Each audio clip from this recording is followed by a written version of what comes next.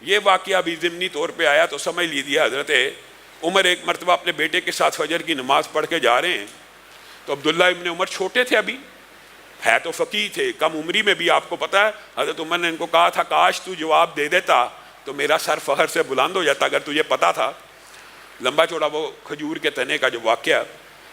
تو یہ ابھی کم عمری میں حضرت عمر ان کو اپنے ساتھ نماز پڑھنے لایا کرتے تھے۔ نماز پڑھ کے جا رہے ہیں تو کہنے لگے بابا الحمدللہ دیکھیں ہم نے نماز پڑھی ہے مسجد میں، فلاں بھی نہیں آیا، فلاں بھی نہیں آیا، فلاں بھی نماز میں حاضر نہیں، فلاں بھی، مفہوم یہ ہے۔ حضرت عمر کو غصہ آ گیا، کہا اس سے بہتر تھا کہ تو گھر میں بیٹھا رہتا اور مسجد میں نہ آتا۔ لوگوں کے کیڑے نکالنا شروع ہو گیا۔ ان کے لیے دعا کر، ان کے لیے ہدایت کی۔ مراد یہ ہے کہ اگر کسی کو توبہ کی طرف مائل بھی کرنا ہے تو اس کو لعنت ملامت کرنے کی بجائے اس کو اللہ کے عذابوں سے ڈرا کر اللہ کی رحمت کی طرف متوجہ کیا جائے۔ اور پھر ایک بات جو آج کے حالات کے اوپر بڑی زیادہ منطبق ہے، لوگ وظائف پوچھتے ہیں، انشاءاللہ ذکر کے باب میں وظائف بھی آپ کے سامنے رکھیں گے، لیکن وظائف پوچھتے ہیں یہ مشکل آ گئی ہے، مصیبت آ گئی ہے، غم کا شکار ہیں، پریشانی کا شکار ہیں۔ آج کل یہی سوال ہے نا، اولاد نہیں ہے، مال کی قلت ہے، کھیتی باڑی نہیں چل رہی، یعنی کاروبار نہیں چل رہا۔ بنیادی طور پر یہ ساری کی ساری جتنی معاشرے کی بیماریاں ہیں وہ ایک توبہ اور استغفار کے وظیفے کے اندر پوشیدہ ہے۔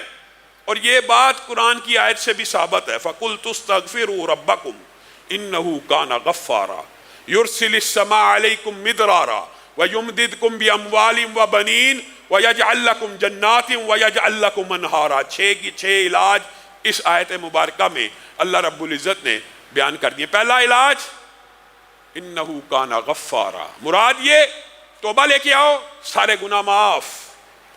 سارے گناہ جب معاف ہو جائیں گے تو پھر اللہ تعالیٰ آسمان سے بارشوں کو بھی نازل کرے گا، بیٹے بھی دے گا، مال بھی دے گا، گھر بھی بنائے گا، اس میں باغات بھی بنائے گا، اس میں نہریں بھی روا ہو جائیں گی، رزق حلال بھی فراہ مل جائے گا۔ حسن بصری کے پاس ایک بندہ آ گیا، آ کے کہنے لگا اولاد کوئی نہیں ہے۔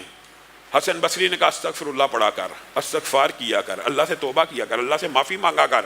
دوسرا آ گیا رزق نہیں ہے، حسن بصری نے کہا استغفار کیا کر۔ تیسرا آ گیا کھیتیوں میں بارش نہیں ہوتی، کھیتیاں بارش نہیں برساتی، اس کو بھی یہی کہا۔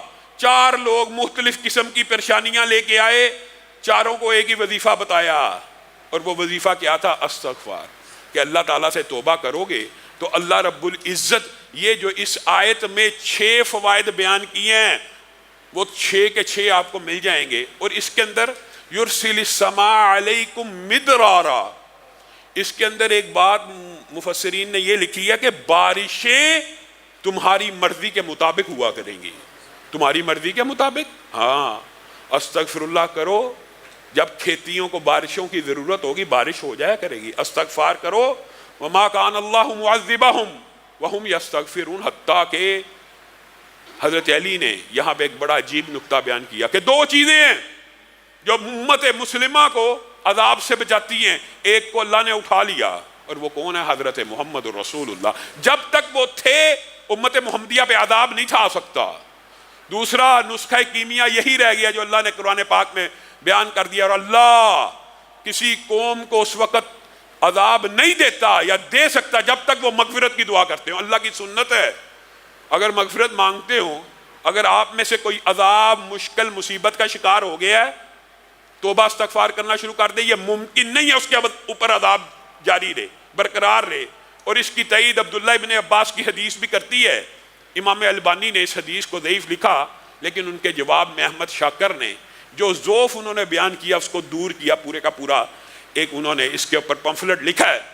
حدیث کیا ہے؟ حدیث مفہوماً ویسے بھی قرآن کی آیت کے مطابق ہے کہ جو بندہ استغفار کو لازم پکڑ لے گا، لازم پکڑ لے گا سے مراد یہ ہے، یہ بنیادی طور پہ حدیث میں جب لازم پکڑنے سے مراد یہ ہوتی ہے، اس سے مراد یہ نہیں کہ باقی سارے وظیفے چھوڑ دے گا، اس سے مراد یہ ہوتی ہے کہ سب سے زیادہ تعداد اس وظیفے کی بنا لے گا۔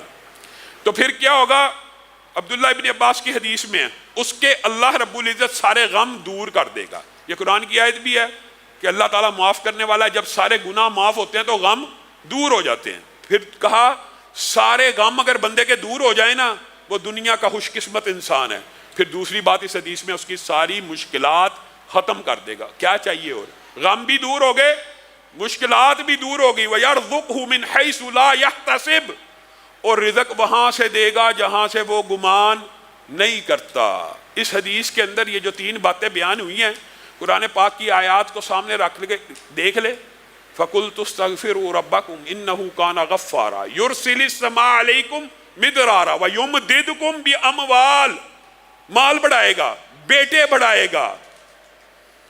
اور یہاں پہ مال اور بیٹوں کے بعد پھر اللہ تعالیٰ نے جو انہار کا ذکر کیا ہے, جو باغات کا ذکر کیا ہے, بنیادی طور پہ یہ کنایا بھی ہے کس کی طرف؟ رہائش گاہیں بھی دے گا. رہائش گاہیں دے گا تو باغ ملیں گے نا, رہائش گاہیں دے گا تو باغ ملیں گے. اور پھر صرف رہائش گاہیں اور باغ نہیں ملیں گے, اللہ تعالیٰ ان کو ڈیکوریٹ بھی ایسے کرے گا کہ ان کے اندر چشمے بہتے ہوں گے. مراد یہ جو لگژری لائف اگر تم دنیا میں بھی گزارنا چاہتے ہو تو آؤ توبہ کرو, استغفار کو لازم پکڑو. اللہ تعالیٰ یہ تمہاری ساری جمی خواہشات کو اسی دنیا میں پورا کر کے تمہاری آنکھوں کے سامنے دکھا دے گا. پھر بھی میں اور آپ اگر استغفار کی طرف نہیں آتے تو ہم مجرم ہیں.